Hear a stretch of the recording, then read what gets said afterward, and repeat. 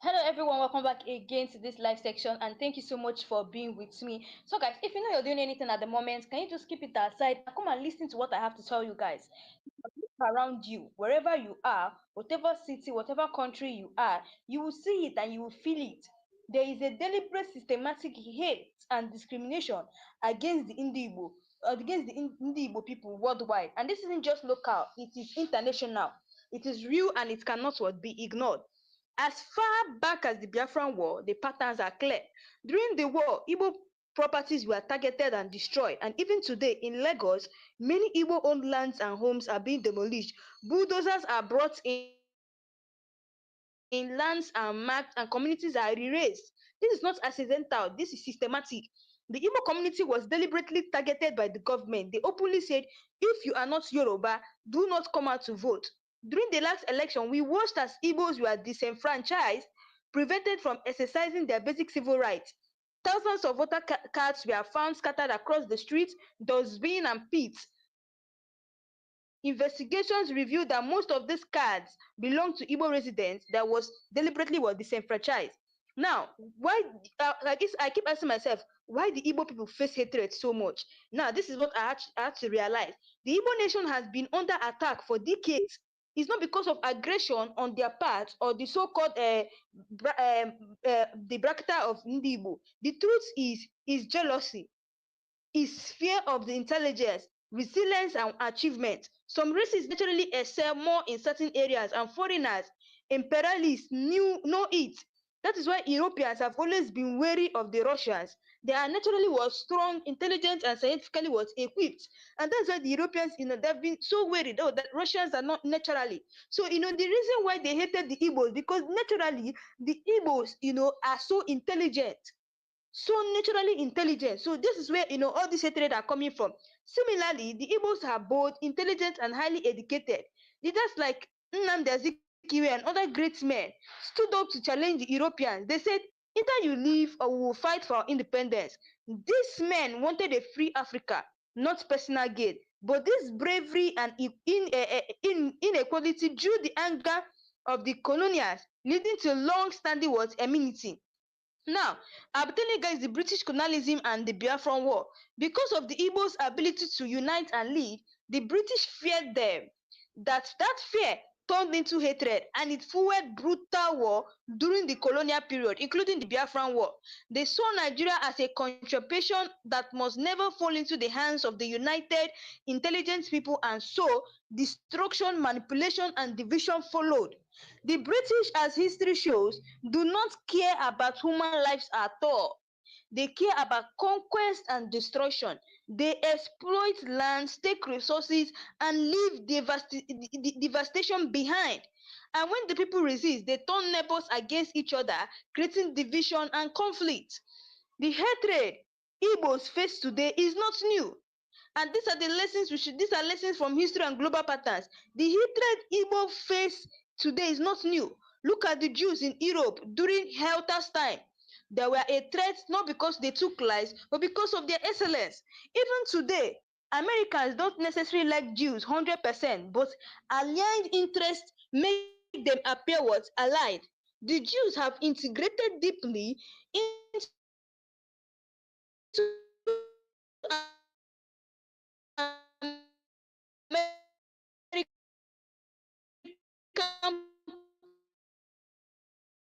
politics,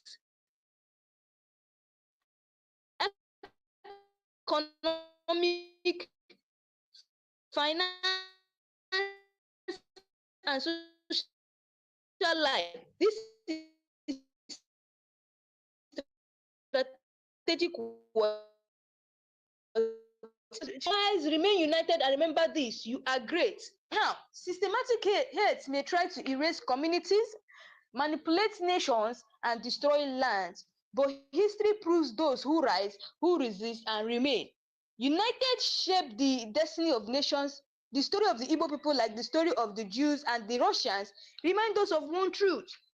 And the truth is, excellency cannot be destroyed. It will always shine. No matter what you try to do, excellency can never be destroyed. And it's because of the way that the Igbos are so intelligent. That is where all this hatred is coming from. That is it. So let's take a look at the historical targeting of Igbos. As far back as the Biafran War, the Igbo people were targeted, entire communities were destroyed. And today in Lagos, old Igbo lands were still being demolished, bulldozers are brought in, plots are marked, and properties are erased. This isn't random, it's systematic. Just like what we heard that happened in Lagos, they started calling out the Lagos state governor, asking him what is going on. Why are they carrying bulldozers, demolishing Igbo-owned lands? Even a time in Lagos State, they had to change Igbo people, an estate called Charlie Boy, an estate in Lagos called Charlie Boy, and they changed it into a Yoruba man's name. I think it's Omo Bado. That was not the name of the new street. It was so terrible. And now everything that happened far back in the Biafran war, that the Igbo people were targeted and entire community was destroyed, is what is happening today in Lagos State. Igbo-owned land are still being demolished. Bulldozers are brought in, plots are marked, and properties are erased. This isn't just random. This is really what systematic. Now, during elections, Igbos have been deliberately disenfranchised. Thousands of voter cards were found scattered on streets, in dustbin, and pits, mostly belong to Igbo residents. This shows a deliberate effort to suppress their voice. Even in economic activities, Igbo businesses have been marginalized and opportunities denied in some regions, showing discrimination is ongoing in multiple spheres: political, social, and economic. Now, jealousy and fear of Igbo excellence. The Igbo nation has been under attack not because of aggression, but because of their excellence, intelligence, and ability to unite. This is what others fear. Historically, races that achieve more are often perceived as threats. Europeans feared Russians for their natural strength and intelligence. Similarly, the Igbos are bold, learned, and capable of leadership. Leaders like Nnamdi Kanu and other prominent Igbos opened the eyes of colonials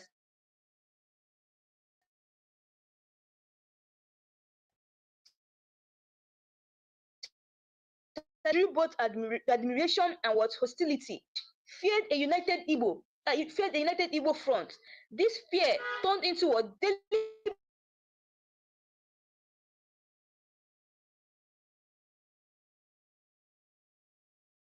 deliberate hatred from war. They cared about conquest and destruction. Lands were exploited, communities were divided, and families were displaced.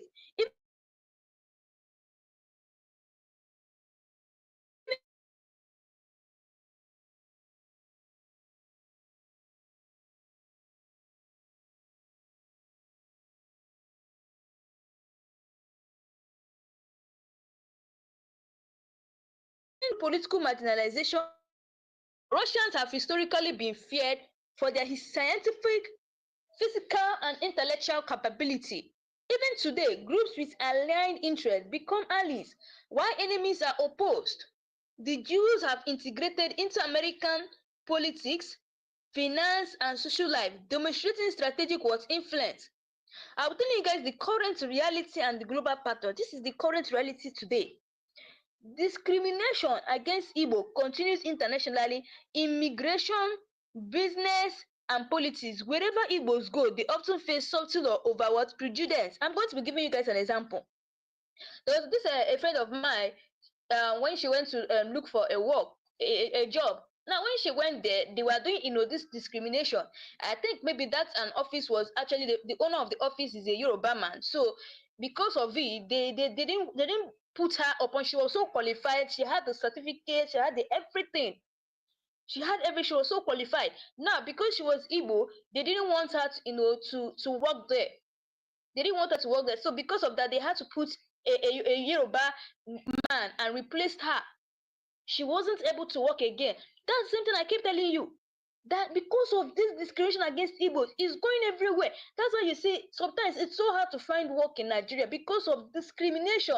Maybe where you're supposed to be working, they'll tell you, oh no, this is not she's an Igbo person. She's not supposed to work there. Even when it comes to promotion in some different works, you guys know, even if it's people that if you're working in Nigeria, you know what I'm talking about. Just the people that maybe when it's time to promote them, they will not say, oh, let's not promote her. She's Igbo. Let's promote this Yoruba person because she is one of us. They feel that, oh, if they promote you as Igbos, this is the sometimes if they when I mean that the hatred for the Igbos is too much, is You will see them, they will want to promote an Igbo person. The next thing, a Yoruba person who is among them is jealous. An Hausa person who is among them is jealous. This is what triggers it, the discrimination. You see, an Yoruba person is jealous, an Igbo person, an Hausa person is jealous because they promoted an Igbo person, which is not supposed to be done. Even in work, job these days, before you get job, they have to tell you which they have to know the tribe you're from. Some do it,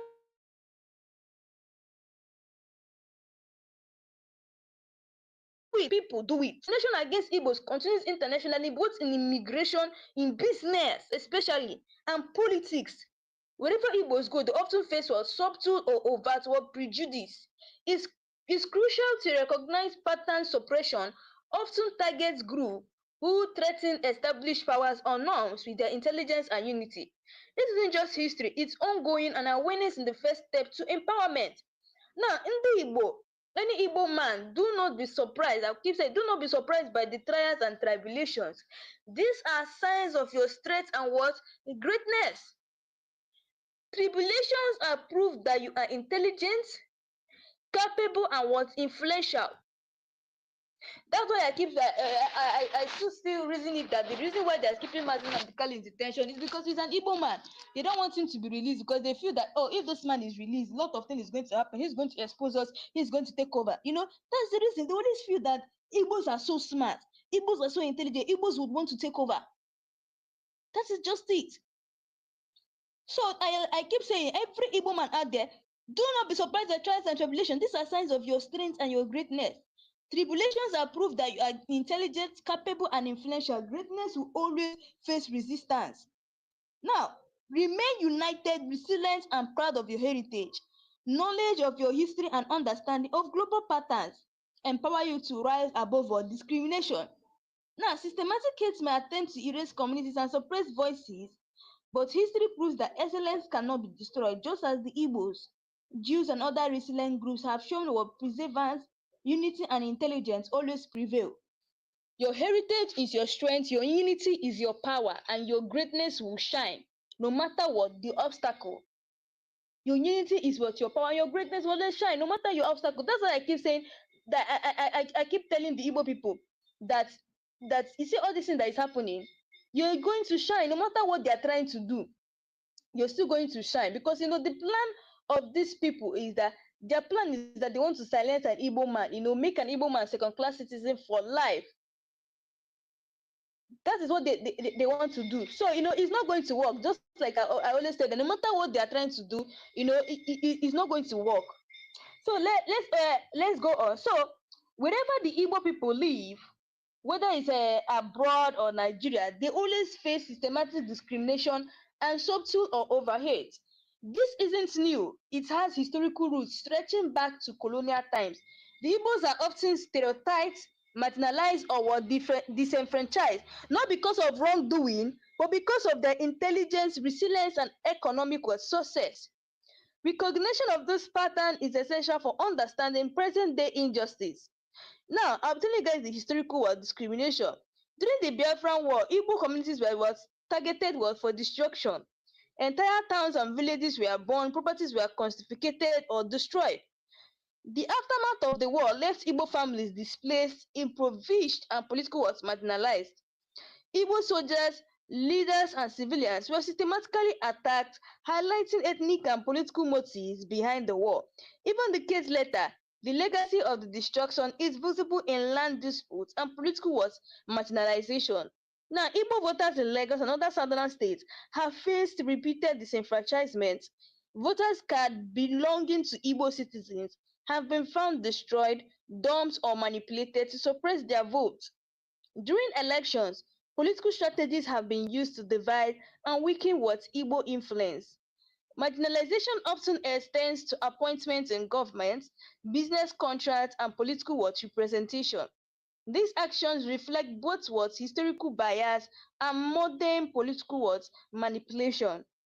Now, Igbo businesses are often denied opportunities in some regions, even when they demonstrate excellence. Market dominance by other groups sometimes comes at the expense of Igbo entrepreneurs. Discriminatory policies, bureaucracy, or intimidation are used to slow Igbo economic growth. Despite this, Igbos remain one of the most economic resilient groups in Nigeria and abroad. The Igbo experience is similar to other groups targeted for excellence, like the Jews in Europe. The Jews are persecuted during Hitler's time, not for harm done, but for being intelligent, resourceful, and economic what? Successful. Russians too were feared by Europeans due to their natural capabilities and achievements. History shows that powerful and intelligent communities often face systematic what? Opposition.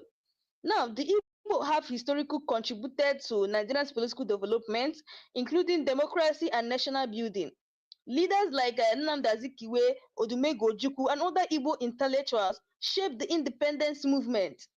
Igbos excel in education, they excel in commerce, science, and art, both locally and internationally. Their contributions often go unrecognized due to bias and historical what? Erasure. Now, colonial powers use divide and rule tactic to weaken Igbo influence, turning neighbors against them. The modern discrimination continues in subtle forms through social media narrative, political manipulation, and media bias. These tactics aim to prevent Igbo unity and limit their impact on Nigerians' development. Now, the resilience and lessons that I'm going to be telling you guys. Despite historical and modern oppression, Igbo still remain resilient, resourceful, and united in diaspora communities. The tribulations faced by Igbos are proof of their strength, intelligence, and what potential. Knowledge of history empowers Igbo communities to resist discrimination, advocate for their rights, and preserve their culture. Unity, education, and economic cooperation remain the most effective tool against systematic what? Oppression. Now, Ndị Igbo do not fear trials. They are signs of what? Greatness. That is one thing we should know. They are signs of greatness. Every challenge is an opportunity to prove resilience and what? Leadership. Knowledge of global and historical patterns allows Igbos to navigate modern challenges strategically. Pride in culture, history, and heritage strengthens unity and ensures long-term progress. The Igbo story is not just about survival, it's about excellence, leadership, and influence what? Across the nations. That is it. So just like I always say that the reason why you see that the Europeans are always jealous of the Russia is because they are naturally what? Equipped when it comes to everything. So this is how these people are also jealous of us. There's a time that the Britons never even liked Igbos. They never liked Igbos because Igbos were always challenging them. So so this global discrimination against Igbo is terrible. Every day, the Igbo always face what? Hate and discrimination worldwide. Discrimination is both overt and what? Subtle. It's not just local, it's an international and what? Spanning continent. The pattern of oppression can be the pattern of oppression can be traced back decades. This oppression that Igbos are facing today is the same thing that they faced decades ago, which led to what those that war that they fought then. So wherever Igbos migrate, they face bias in business, politics, and social life. Awareness of this reality is crucial for what? Empowerment. Even in entertainment industry today, they still discriminate Igbos. Yes, they do. When they say, "Oh, this person is an Igbo person," they won't want to put you, in line with what they are doing because you are Igbo. But once you're like them, once you're like them, you're from the same tribe with your Yoruba, your Hausa, you see them, they want to put you in line. They want to put in what's up. So when I tell you that the hatred is everywhere, it's everywhere. Both in the entertainment industry, both in business, both in politics. All of them is there. So let's go on. So wherever Igbos migrate, they face what? Bias in business, politics, and social life. Awareness of these realities is what's crucial for empowerment. Modern day prejudice is an extension of historical what? Marginalization. Now, the Biafran War marked a peak in Igbo persecution. Entire Igbo towns and villages were destroyed. Igbo properties were confiscated or bulldozed. Families were displaced and lost generations of wealth. Igbo leaders and soldiers were specifically targeted. Post-war reconstruction often ignored Igbo areas. Colonial powers feared Igbo intelligence and unity. Systematic exclusion was part of the colonial divide and rule strategy. Now, political marginalization. Igbos have been repeatedly disenfranchised in elections. Thousands of voter cards were found destroyed, discarded, or tampered with. Igbo communities in Lagos and elsewhere face political suppression. Political appointments often bypass Igbo representation. The marginalization limits their influence in government. Political narratives have often portrayed Igbos as outsiders. Ethnic-based voting manipulation further reduces Igbo political voices. Policies have historically favored other groups, disadvantaging the Igbos. Now, economic discrimination. Igbo entrepreneurs face barriers in certain regions. Land acquisition for Igbo businesses is often obstructed. Access to government contracts is limited for Igbo-owned companies. Markets and trade hubs sometimes exclude Igbo participants. Despite these challenges, Igbo remain economically resilient. The Igbo diaspora has created global business network. Economic suppression has historical roots in jealousy of Igbo indignity. Now, social and cultural bias. The stereotypes about Igbos persist in education, media, and social first. Igbo culture is often misrepresented or diminished. Now, social networks sometimes ostracize Igbos in these communities. Marriage and family networks can express bias due to ethnicity. The cultural festivals and heritage celebrations are underfunded or ignored. Igbo language preservation face neglect in official policies. Media portrayal to often no Igbo contributions to Nigerian society. Now, the global comparison, I'll be telling you guys, the Jews in Europe face persecution due to excellence and not crime. Russians were feared for natural strength and intellectual capacity.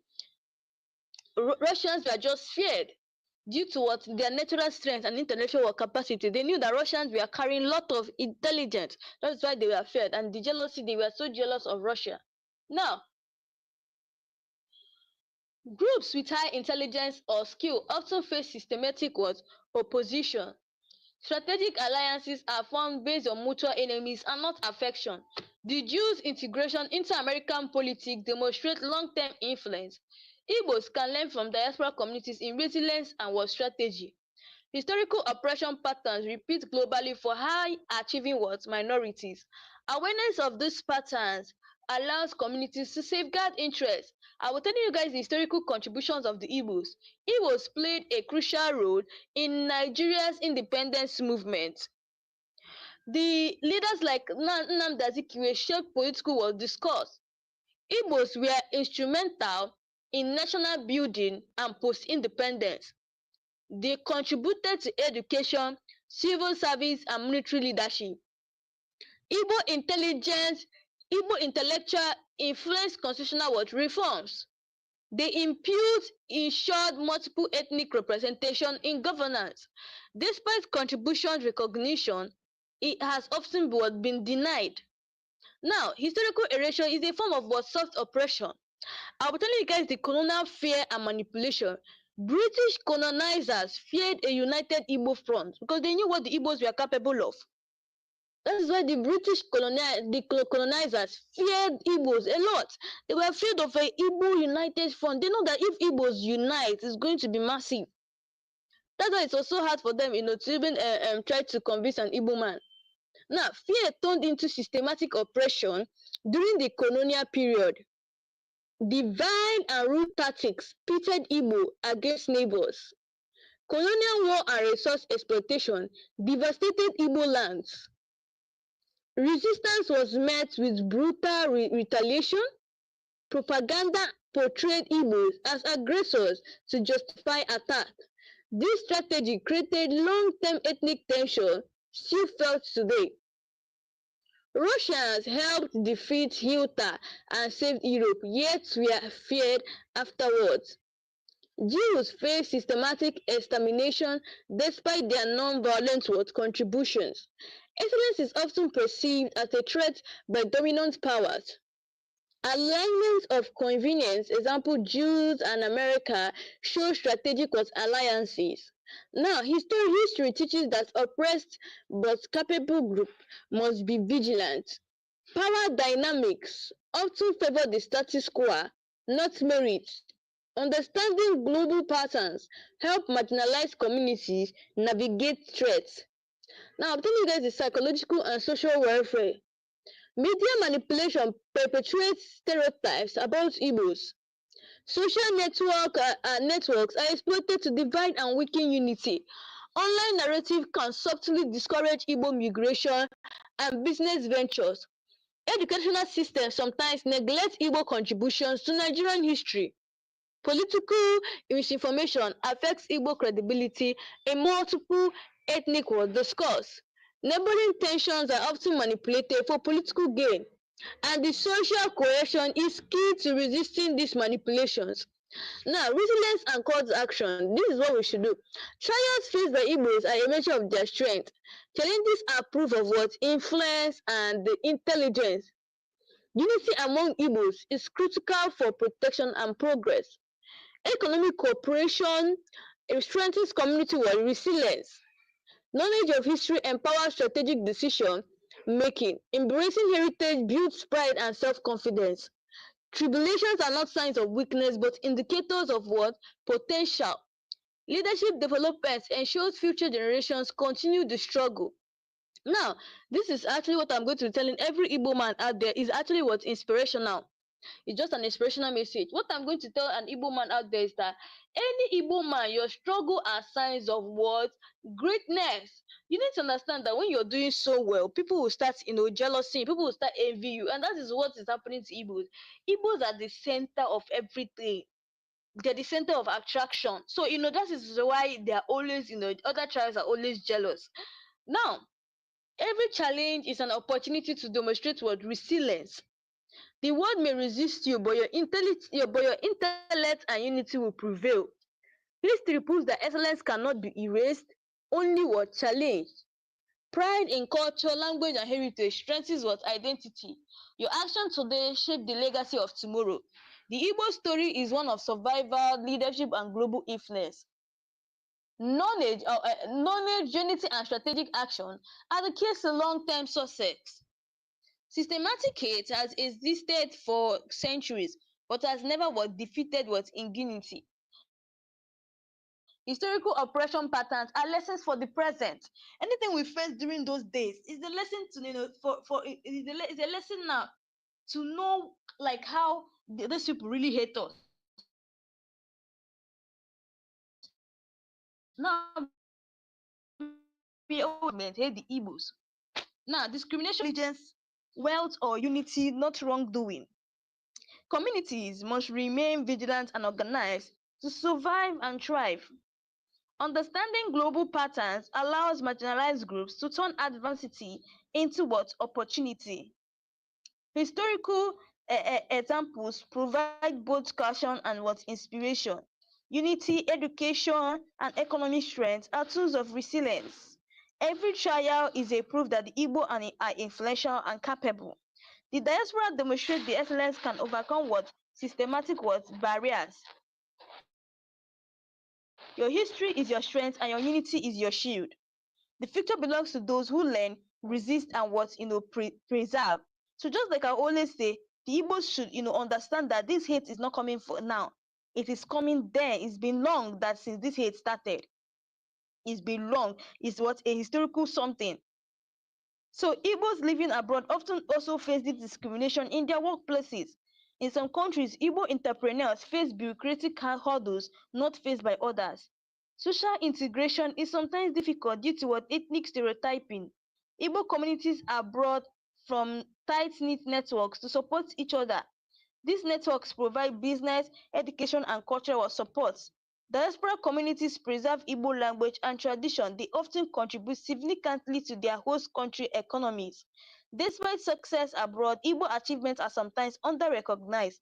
The diaspora plays a role in global advocacy for Igbo rights. So Igbos have historically what? Contributed to Nigerian music, literature, and arts. Their traditional governance system influenced modern local leadership structure. Igbo festivals and ceremonies preserve rich cultural heritage. Igbo education emphasizes has produced leaders across Africa. Igbo inventions and innovations have contributed toward national development. Igbo entrepreneurship drives small and medium-sized enterprises across Nigeria. Igbo cuisine and fashion are gaining global world recognition. Cultural resilience ensures traditions survive despite what? Discrimination. So guys, you guys know that we normally use this platform to agitate for the release of Mazi Nnamdi Kanu. So please do well to type in the comment section free Nnamdi Kanu, and justice delayed is not justice denied, because we use this platform, to tell the federal government that this man is innocent and he needs to be released. So guys, I want you guys, to listen to what this lawyer has to say, the Mazi Nnamdi Kanu lawyer, and I will write back to take your questions one after the other. So please, I want you to drop your questions and your answer, because I want this live to be an interactive section. So today I'm wearing two hats. I'm speaking on behalf of Nnamdi Kanu. I'm also speaking on my own behalf. My name is Aloy Ejimako. I'm the special counsel to Mazi Nnamdi Kanu and the indigenous people of Biafra. And I'm speaking to you from a location in Nigeria. The man, Mazi Nnamdi Kanu, is well known. He's everywhere. He's on Wikipedia. He's an internationally acclaimed freedom fighter. But there's just a few things I need to tell you about him. What brought him to limelight was the formation of the indigenous people of Biafra in the United Kingdom in 2012. Simultaneously, he also founded Radio Biafra. And these two organizations were aimed at one thing: liberation for the people of Biafra, or restoration of the former Republic of Biafra that went defunct in 1970. The right to self-determination is a right that is guaranteed internationally, domestically, and continentally. It's within the black letters of Nigerian law at Article 20 of the African Charter on Human and People's Rights. The right to self-determination is guaranteed. So the formation of IPOB did not break any law. Not laws of United Kingdom, not international law, not Nigerian law. But guess what? When Mazi Nnamdi Kanu, who was born in Nigeria, but who acquired British citizenship later on, came to Nigeria in October 2015, the government of President Muhammadu Buhari, which had come to power in May, decided to arrest him. He was not arrested between 2012 and 2015 because the government of the day at that time understood that self-determination is not a crime. But the government that came into power in 2015 in May decided that self-determination is going to be treated as a criminal activity. So he was arrested in Lagos. He was charged for treason, also for insulting the president and illegal importation of radio equipment. 3 charges. The treason one, they split it into 2, treason by himself and treason by conspiracy.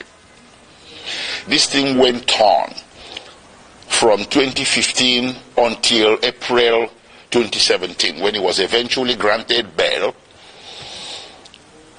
So he was detained for nearly 18 months. After granting him bail, he returned to his ancestral home in the southeastern part of Nigeria, and he was enjoying his bail when suddenly, between 10 September and 14 September 2017, the Nigerian army, without any justification whatsoever, levied lethal, massive military operations against Mazi Nnamdi Kanu's ancestral home. That day, he was sitting at home with so many people, his family members, including his 2 elderly parents. The attack was lightning, it was a bleakridge, it was massive, and it was not the type of an attack you will expect a national military force to levy on a civilian location. But they did. At the end of the day, 28 people lost their lives. Mazi Nnamdi Kanu sustained injuries. His parents sustained injuries as well, but somehow, by the grace of God, they all managed to escape. From there, the rest is history. And because there was a national and international manhunt for him by the security forces, which rules of engagement was to shoot, not to maim, If you see Nnamdi Kanu, if you encounter him anywhere, shoot not to maim. Not to maim, but shoot to kill. That's what they went there to do on 10 September, but they didn't succeed. But it went on. They went on in a manhunt. So Nnamdi Kanu was forced to flee the municipal boundaries of Nigeria in search of safe haven overseas. Eventually, in May 2021, he settled in Kenya. He entered Nairobi and settled in Kenya somewhere. He never knew that Nigerian security forces, the international branch of it, were laying in wait for him. They led an ambush for him. So on 19th June 2021, he drove himself to Jomo Kenyatta International Airport on a personal errand. As soon as he drove into the parking lot and alighted from his vehicle, several well-armed security men suspected to be of a mixture of Nigerian and Kenyan security forces swooped on him, grabbed him, abducted him, and put him forcibly in a vehicle and drove away. Well, they didn't take him to the police station. They didn't take him to immigration because he was a foreigner. He should have been taken to immigration. They didn't take him to any official law enforcement facility. They took him to a secret location in Nairobi, a non-official secret location. So in effect, they disappeared him. And they kept him at that secret location for a whole 8 days. And those 8 days he endured horrendous torture. All these are matters of record between the various tribunals and courts before whom this matter has been brought. I cannot begin to give you all the details. Horrendous torture in violation of basic human rights, in violation of the laws of Kenya, Nigeria, and the international community. When Nnamdi Kanu was abducted on 19th June 2021, the proper thing that should have been done is to take him to a police station, from there to a court. And then if you wanted him back in Nigeria, you subject him to what is called extradition proceedings. This is a basic tenet of the law that you see in the laws of any nation. Kenya has an extradition act to which Nnamdi Kanu should have been subjected. But guess what? They didn't do that.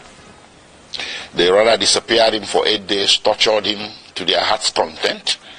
And on 27th June, they secretly brought him out from this location and took him through the back doors, evading Kenyan immigration, direct to the tarmac of Jomo Kenyatta International Airport, Nairobi, where a private plane was waiting. They bundled him into the plane, chained him to the chair, and everything. He endured 5-6 hours flight from Nairobi to Kenya in the most excruciating circumstances. They arrived in Nigeria late in the evening and the plane flew back to Nairobi. They took him to the headquarters of the National Intelligence Agency in Abuja, where he spent the first night with all the lights left on to assure his maximum discomfort. The following day, they transferred him to the headquarters of Directorate of State Security in Abuja. And on the third day, they brought him before the Federal High Court in Abuja. The Federal High Court was well aware that Nnamdi Kanu has counsel of record. It was an open case, it wasn't a new case, a pre-existing case. But the Federal High Court decided to conduct the arraignment in violation of his constitutional right to counsel, and that arraignment led to the indefinite detention with which we are struggling today.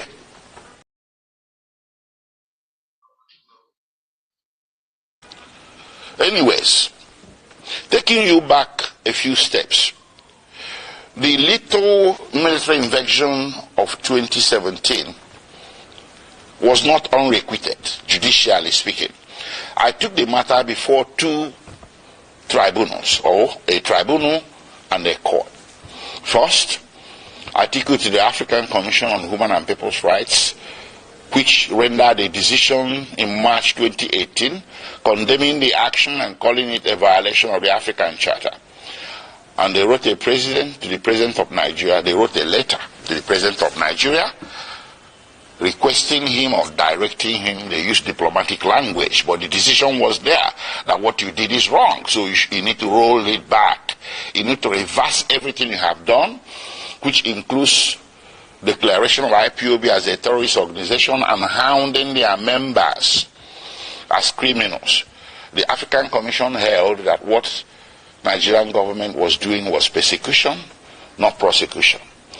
That the IPOB and its members simply possess an inconvenient political opinion which the Nigerian government was seeking to suppress by means of punishment of some sort. And they asked or directed Nigerian government to reverse itself. Nigerian government never did. Rather, it escalated. Well, subsequently, I went to a local court, a high court in Abia State in eastern Nigeria. I sued the Federal Republic of Nigeria, the Nigerian Army, and other parties who were confederates in that attack of September 2017. And in January 2022, fortunately for us, we won. The High Court made an order. The High Court reached a judgment that what happened to Nnamdi Kanu in September 2017 was a flagrant violation of his constitutional right to life and constitutional right to his privacy. And the court proceeded to make an order ordering the federal government of Nigeria, or Federal Republic of Nigeria, to pay him a compensation of 1 billion Nigerian naira, which is over $1 million US. The court also ordered the Federal Republic of Nigeria and the President of Nigeria to issue a public apology to be published in 3 national Nigerian newspapers to Nnamdi Kanu. None of this has happened. So we kept that aside. So when they brought Nnamdi Kanu forcibly from Kenya without extradition proceedings, I characterized it an act of extraordinary rendition. Initially, there was a misunderstanding, a broad, widespread misunderstanding by vast majorities of Nigerians who were mouthing the cliche, Nnamdi Kanu extradited from Kenya. No, that was wrong. He wasn't. I told people he wasn't. He was extraordinarily renditioned or rendered, and that is against international law, Kenyan law, and laws of the Federation of Nigeria. So while his criminal trial was making its way slowly at Abuja, with all the several amendments the government was bringing, they walked away from treasonable felony, insulting the president, importation of radio equipment, and bam, to terrorism. That's how it happened. And they did this 7 times. 7 amendments.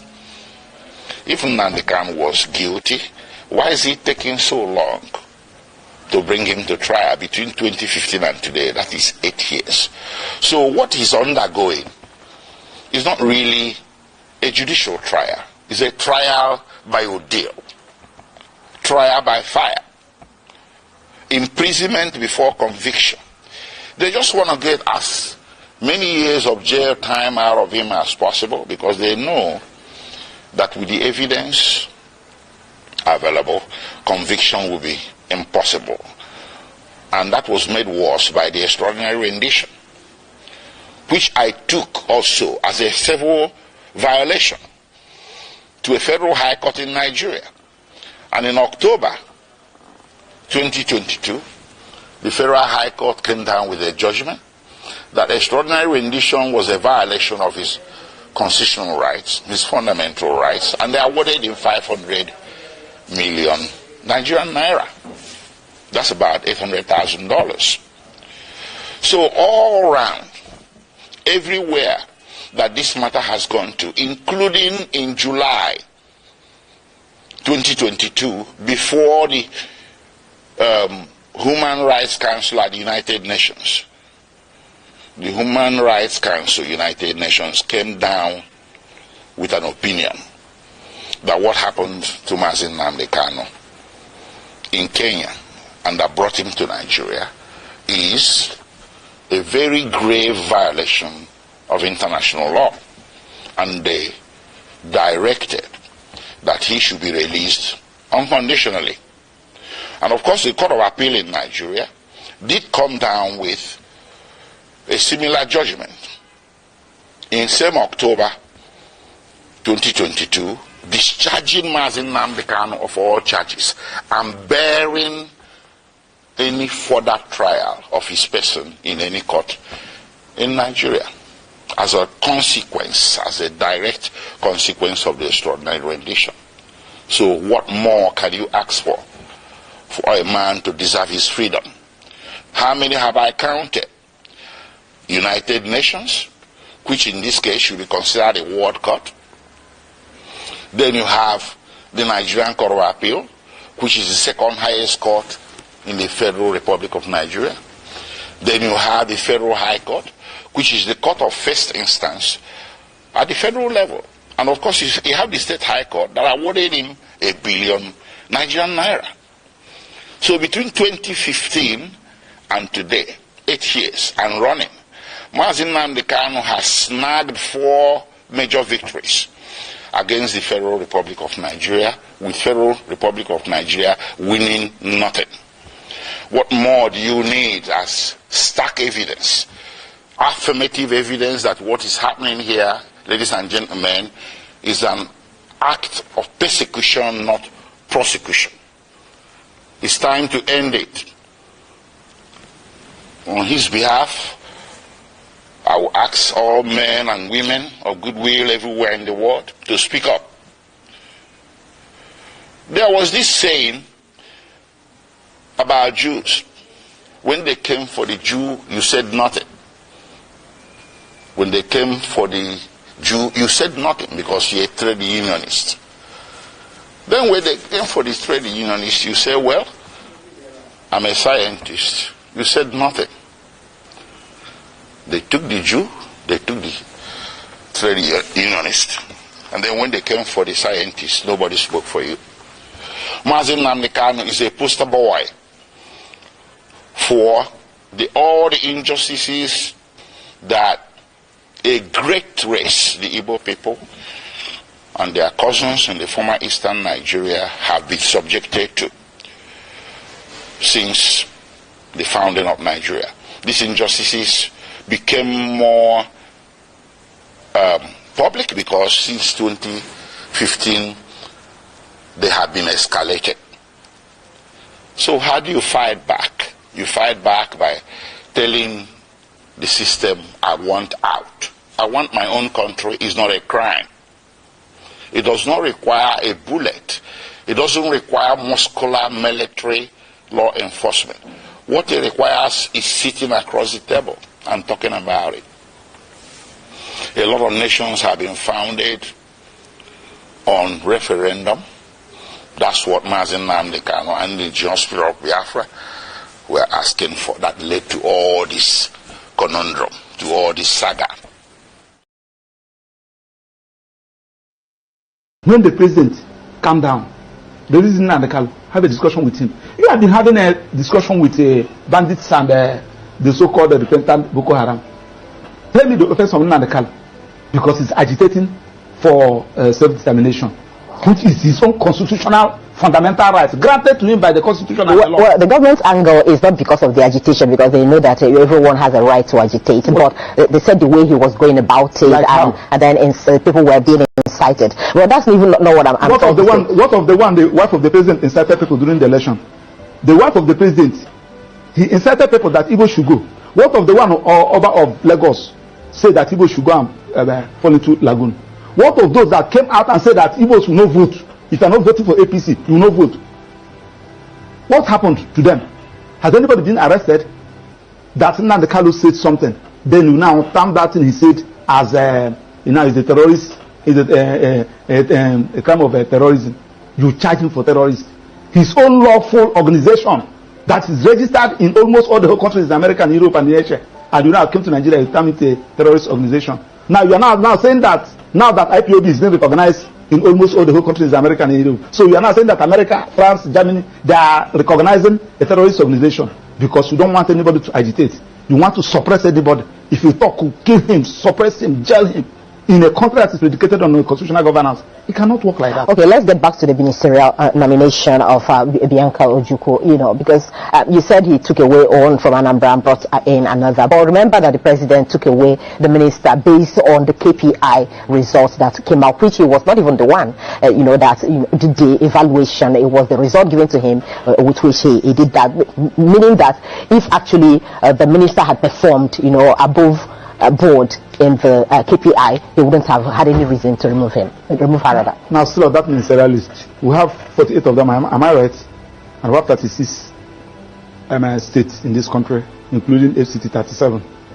So, apart from Southeast, that have only 5, every other region have more than 6, apart from Southeast. Now, check since 1999, we have been having series of presidents. Let's use what is going on now. The president is from where? Vice is from where? Speaker is from where? Senate President is from where? CJN is from where? Court of Appeal President is from where? National Industrial Court President is from where? Chief Judge of Federal High Court is from where? And they are saying that the people of Southeast belongs to this country. Are you sure you're not? I mean, it's just like what I said too. I mean, isn't it time we started to be less sentimental about this diversity? We have to apply it now. We are saying that the only people that are qualified to hold all this position, nobody from South is qualified. On what basis? Are you saying that but the chief of naval staff is from the Southeast? Huh?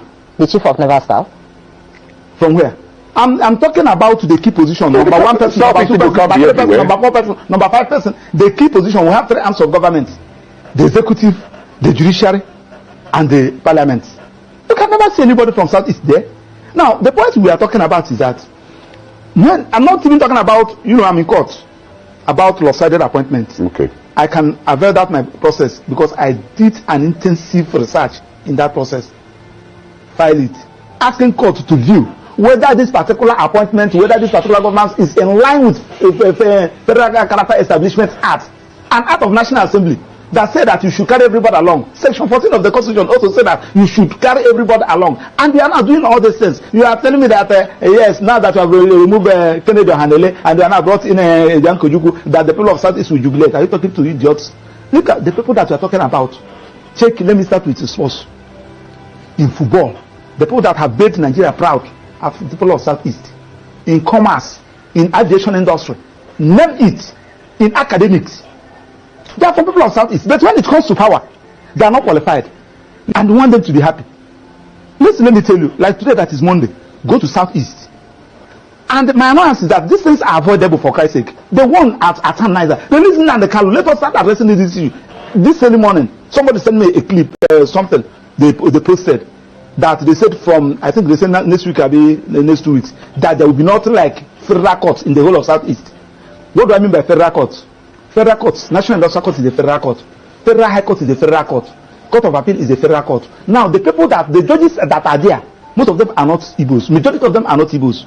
How should you risk somebody to go and preside in the Court of Appeal over the judicial division, Oka judicial division, Enugu judicial division? How can you appoint somebody to go and preside in Federal High Court in the Southeast, National Industrial Court in the Southeast? And you are not even thinking about all this. And the judges are not even thinking about, So the point we are talking about is that when there is a problem, look for a solution. Personally, somebody like us, we're not even, I'm defending Nnamdi Kanu, one of his lawyers. So when they say so you people are not doing what you're supposed to do, the person that is calling you, don't even know him. He's using a hidden number to call you. You don't even know what they're talking about court. The only thing that you went to court and you were unable to bring Nnamdi Kanu out. They're not even safe. Okay, Maxwell, let me ask you this, because from what you're saying, I've also heard IPOB many times deny, allegations of being involved in some of the killings that happen in the Southeast and some of the, the ills that we see in the society. Even the sit-at-home in question, IPOB has also claimed that he has not asked anybody to sit at home. No, get my point. So the point I'm making is that from what you're saying, it would look as if what you're actually trying to say is that it's because Nnamdi is being held. Yes. That is why, you know, the ills in the society in the southeast has escalated. Does it have anything to do with him? That is what you're saying. Do you know why? Nnamdi Kanu, IPOB is his initiative. He established it, he organized it. Now, when you now kidnapped him or abducted him, and unlawfully, because the Supreme Court have said that he was unlawfully brought into this country, and you kept him incommunicado, everybody on his own. This one we kill, you said at IPOB. This one we maim, you said at IPOB. Everybody on his own. That's why I asked you the question, who is IPOB? The IPOB you know is Nnamdi Kanu. So Nnamdi Kanu, if Nnamdi Kanu is out, you will know who is who.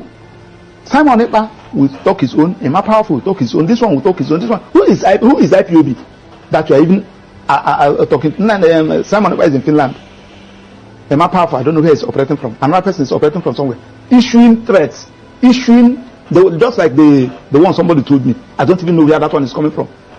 So the easiest way to do is the one that you know. Nnamdi Kanu. Then tell Attorney General, as he discontinue the charges against the president of Mieti Ala Kato, discontinue that of Showore, they are all terrorism. Tell them to discontinue that of Nnamdi Kanu, and allow Nnamdi Kanu to agitate. It is his right. I told you the other day. You see, that's where the problem is, really. The guarantee, you know, that there will not be problems, even if Nnamdi Kanu is, because you're saying allow him to agitate, and he goes about it the way he used to, like, you know, the government have actually feared. That may also create more problems, don't you think? Let me tell you, there are some things that you asked me the other day whether they are talking about condition giving Nnamdi Kanu. I told you one question. I say, if you give Nnamdi Kanu condition that he feel after meeting up that condition, he will still live like a human being, so be it. But when you give him condition and you are removing that made him a human being, he will tell you no. What is that made you a human being? That thing that makes you a human being is your ability to exercise your fundamental rights. And when somebody said, now I'm going to employ you here, I will be paying you $500,000 every month, but you will not talk, you will not move out, you say, do away with your job. When somebody said, I'm going to release you, but I'll cut one of your hands, say no. The agitation for self-determination is a fundamental right. And if you people fail to understand it, I can agitate that I need the Republic of Maxwell. It is my right. Anybody can agitate. So guys, you guys have listened to what the lawyers have to say concerning Nnamdi Kanu, right?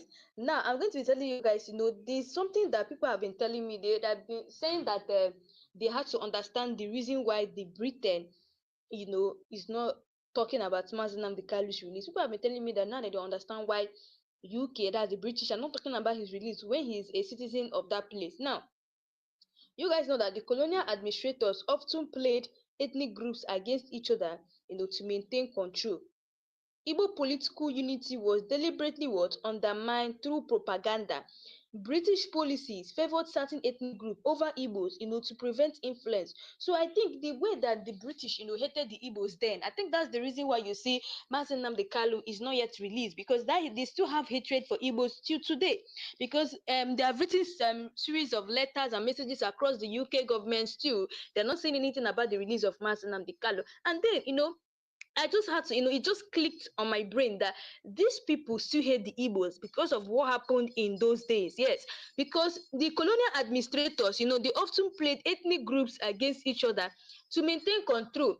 And British policies favored certain ethnic group over Igbos to prevent what? Influence. So Igbo participation in any nationalist movement was often minimized in official records. Colonial taxation disproportionality affected what Igbo communities.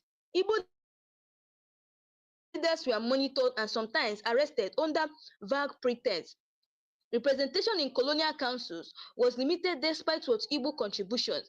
Early political parties sometimes excluded Igbos from leadership roles. Ethnic favoritism in governance created tension between Igbos and other groups. This historical manipulation set the stage for post-independence marginalization. Igbo traders were heavily taxed during colonial trade reforms. Access to credit was restricted for Igbo businesses historically. Certain industries were monopolized by non-Igbo elites, limiting opportunities. Igbo artisans and craftsmen faced discrimination in local and regional market. Diaspora Igbo entrepreneurs often face bureaucratic barriers abroad. Despite these restrictions, Igbo communities developed informal trade network. These networks became source of resilience and wealth creation.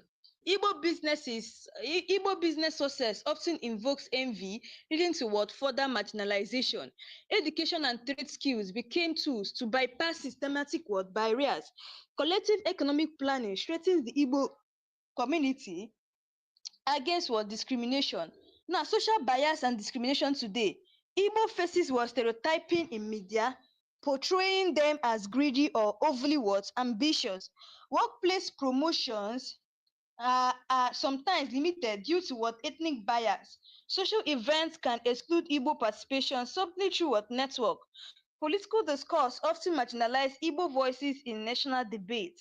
Housing policies and urban planning occasionally neglect Igbo communities. Social perception can hinder Igbo youth from accessing opportunities. Diaspora Igbos face cultural misunderstanding or bias in foreign countries.